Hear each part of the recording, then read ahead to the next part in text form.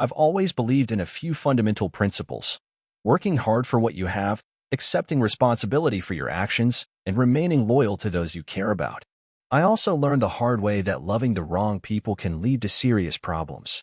This entire story is about how my views were put to the test and how everything I thought I understood about family came crumbling down.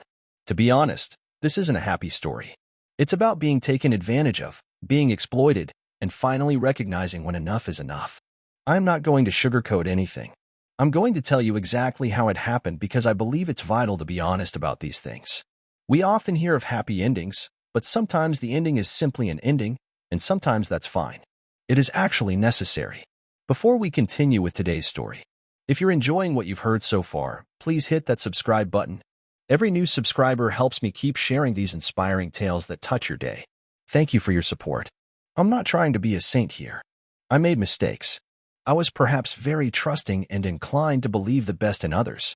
I ignored certain red signs and paid the consequences. However, I also learned a lot. It began with a woman named Amelia.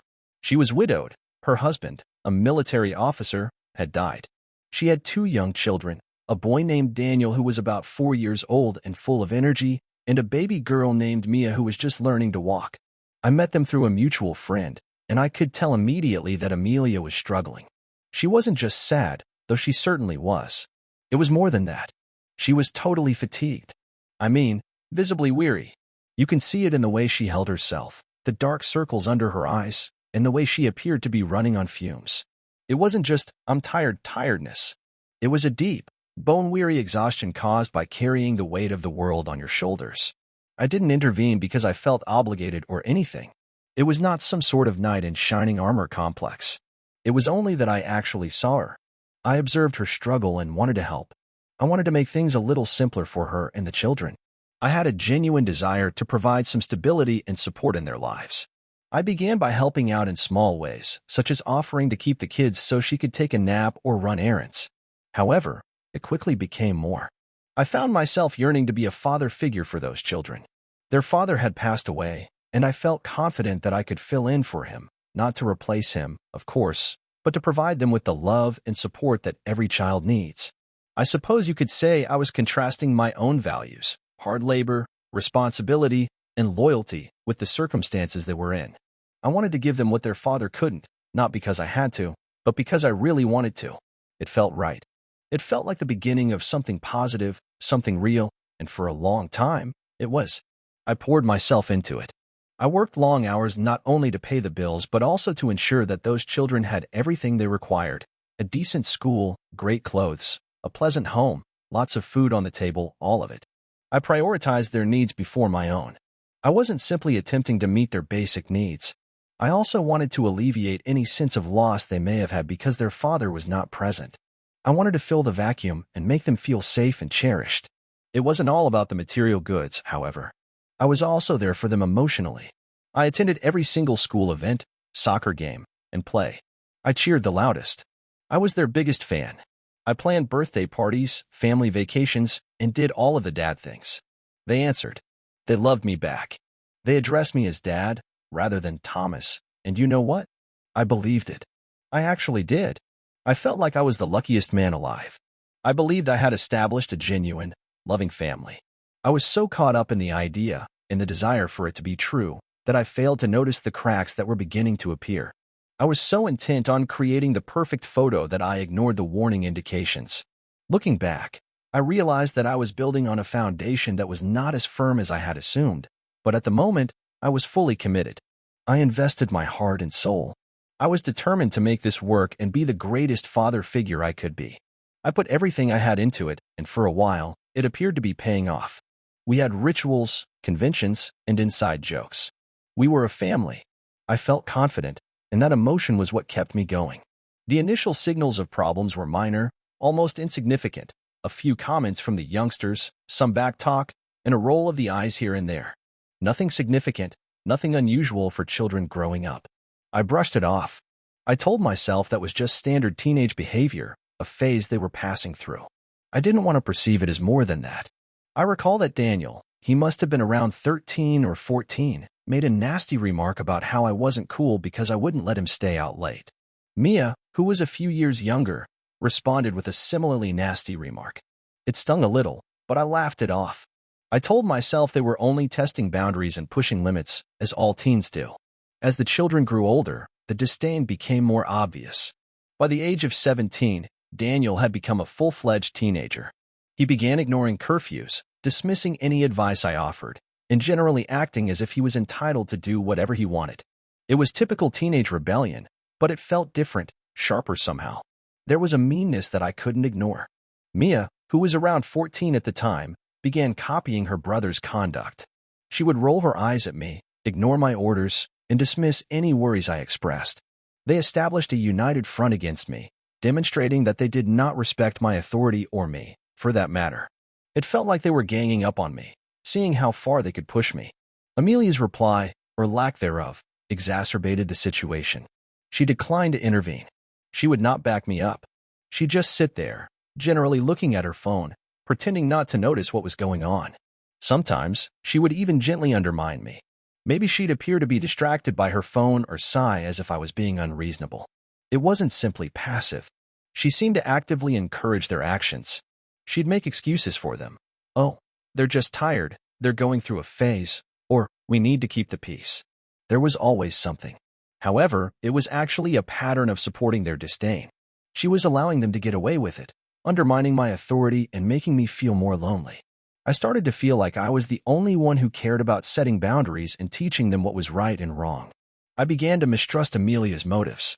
Was she truly this oblivious, or was she purposely undermining me?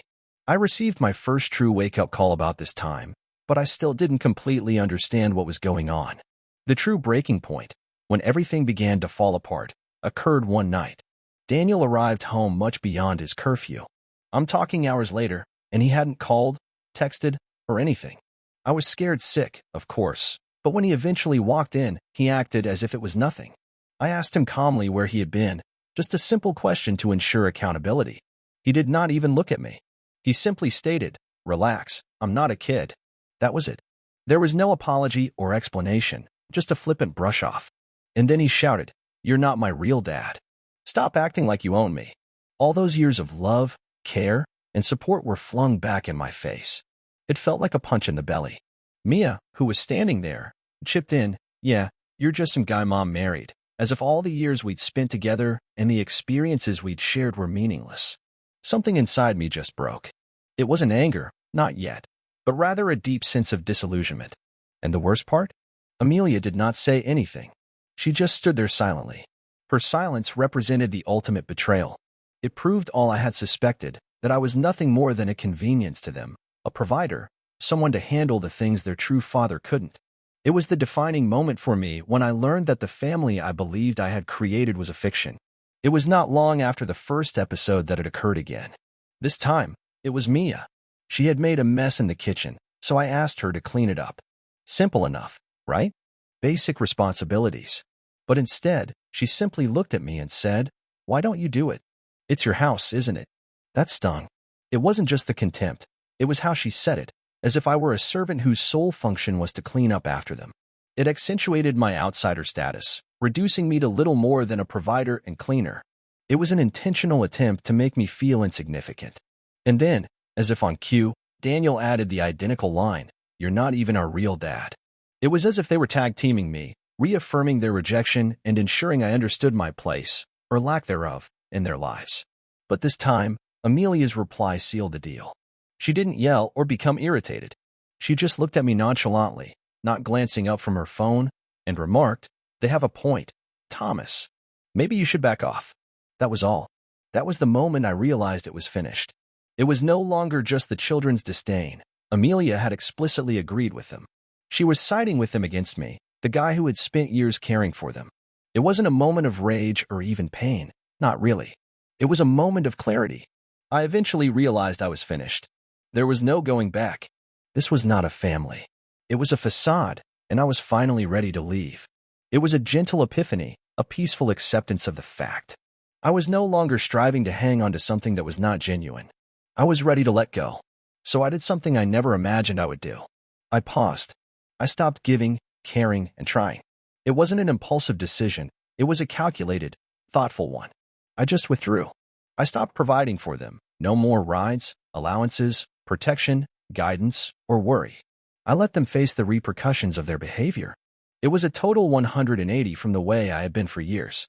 I was always there for them, no matter what. Now I was gone. I'm not going to lie, it stung. It contradicted every instinct I had. I had committed so much of myself in this family, and it was really terrible to simply walk away. But I knew it was important. I needed to defend myself. I knew it would not be easy. I knew they would react and try to push back, but I was prepared for it. I'd hit my limit. I gave them everything I had, and they threw it back at me. I was finished being the doormat. At first, they laughed. They insulted me, made caustic remarks, and smirked whenever I passed by. They believed they had won. They assumed they didn't need me. They were relying on Amelia to deliver all I was providing. They were wrong. They'd make these tiny jabs, copying my directions and mocking the way I tried to set boundaries. They'd exclaim, "Oh, are we breaking the rules?" while rolling their eyes and smirking at each other. It was as if they were attempting to provoke me, to elicit a reaction from me. Oh, Amelia made sure to pick up my slack. She paid for their small shopping trips and ensured that their weekends were still full with fast food and excessive spending. She kept them comfortable and smug, and convinced them they didn't need me. But I knew it would not last. I knew Amelia had few resources. She did not have the same salary as I did. She couldn't keep up that kind of spending indefinitely. So I stayed quiet. I let them have fun. I let them think they could get away with it. I knew the reality check was coming. I didn't participate. I did not argue. I did not react. I simply observed, calmly waiting for the inevitable. It was a strange kind of patience, formed by the conviction that I was correct. I knew their confidence was based on a flimsy foundation that would soon disintegrate. I simply had to wait it out. It was a waiting game. Then, gradually but certainly, things began to alter. Shopping outings became less regular. Fast food trips became fewer and farther between. New garments ceased emerging. Small changes at first, but visible. Then more problems began to surface. School expenses became an issue. Daniel got into some difficulty at school, and Amelia wasn't sure how to handle it. Mia smashed her phone and had no money to repair it. I remember the first time Daniel missed his school transportation. He'd always taken it for granted, rarely trying to express gratitude. Now he was alone. He had to run for the bus, and from what I've heard, he barely made it, huffing and puffing, absolutely out of breath. It's a minor detail, but it was symbolic. It was the first noticeable break in their comfy world, and I'll confess it, I felt a sense of satisfaction. Not joy precisely, but a quiet vindication. I knew what it was like to strive and work for everything you had. I recall when I was younger and had to work hard to make ends meet. They, on the other hand, have always received everything naturally. I said nothing. I just watched it. I could see Mia's frustration when she learned her broken phone would not be magically replaced. I overheard her complain to Amelia, as well as Amelia's increasingly feeble justifications. She was running out of money and realized she couldn't offer everything I had. That following day, Mia had a major breakdown, complaining about how unfair it was that she couldn't have her phone repaired. Amelia finally stated, just above a whisper, that she didn't have the money right now. It was a minor admission but a crucial one. It was the first time she had openly acknowledged her limited resources. It was the beginning of the end of their denial. The truth of their situation began to seep in. They were beginning to realize that their privileged existence was dependent on me, the person they had so easily discarded and despised. The free ride was ended, and they were beginning to feel the bumps in the road. It was a brutal but necessary awakening. My absence was making itself felt. Not long after the phone incident, Amelia confronted me. Of course, she was upset. She accused me of being childish and disregarding my obligations. That word, responsibilities, stayed with me. It indicated how she saw me, not as a partner, not as a father figure, but as someone with commitments to meet. A provider. A walking ATM. She kept blaming me for everything that was going wrong. She felt I was abandoning them, being selfish, and not acting like a man. She tried to make me feel guilty, as if I were the terrible guy. It was all a projection, of course. She was projecting her own failings onto me. I let her rant. I let her say everything, and when she paused for breath, I asked her a simple question. I questioned her as to why she had never defended me and why she had always supported the children, even when they were disrespectful. I questioned her as to why she had let them treat me the way they did. And that is when it happened. That's when the truth eventually emerged. She sneered, and I mean sneered, and said, "Because I agree with them, Thomas. You were never really their father. It felt like a slap in the face, but it also confirmed everything I had assumed. But it did not end there. She went further. She actually stated that she had warned the kids not to let me manage them. I told them not to let you control them, she claimed. I raised them alone before you, and I can do it again. That was the real kicker. It was not simply passivity, it was deliberate, long-term undermining. She had intentionally promoted their disdain and poisoned their minds against me. Daniel and Mia were standing in the corridor, arms crossed, with smug expressions on their faces. It seemed like they were enjoying the show. At that point, I thought, this is it. This is who they really are. Not the sweet, innocent children I had tried to love and care for, but spoiled, entitled brats enabled by their manipulative mother. Despite the hurt and betrayal, I felt relieved. It was over. The charade was over. I had an answer. There was no ambiguity and no space for doubt. I knew without a doubt that I had made the right decision by walking away. The reality was unpleasant but also liberating. I was finally free. But things worsened before they improved. Amelia's rage, combined with their own sense of entitlement, drove the kids to act out even more. It began with tiny things. My personal possessions would disappear. Then some crucial work files vanished from my computer. I began to suspect they were teasing me, but I had no proof. The situation then escalated. One morning, I discovered my car had been keyed, a long, deep mark along the side. That's when I realized I needed to do something. I discreetly installed security cameras inside and outside the home. I didn't tell anyone, including Amelia. I only wanted to gather proof, and I succeeded. A few days later, I caught Daniel and Mia on video in my closet. They were laughing, ripping up my garments, and destroying them with scissors. It was purposeful vandalism. I did not challenge them. I did not yell or scream. I just stayed quiet. I documented everything. I've saved the video clip. I took pictures of the damage. I gathered all of the menacing texts they'd sent me, evidence of their growing anger. I was playing along, letting them believe they were winning, while secretly planning my departure. I realized I had to defend myself, not just emotionally, but legally. I knew things were going to get bad, so I wanted to be prepared. I was preparing my case, accumulating the ammunition I'd need to fight back if necessary. It was a sad and pathetic scenario, but I was resolved to handle it with as much respect and calm as I could. I was not going to come down to their level. I was going to be smart, strategic, and quiet. The next step was to see a lawyer. I described the problem and showed him all of the proof I had obtained. He listened quietly, nodding occasionally, and when I finished, he told me I had a solid case. We discussed divorce, and he even offered a restraining order due to the children's growing animosity. I also filed a police report regarding the property damage. It felt strange to report my stepchildren to the police, but I knew it was necessary. I needed to keep an official record of their actions to protect myself from any accusations or legal challenges.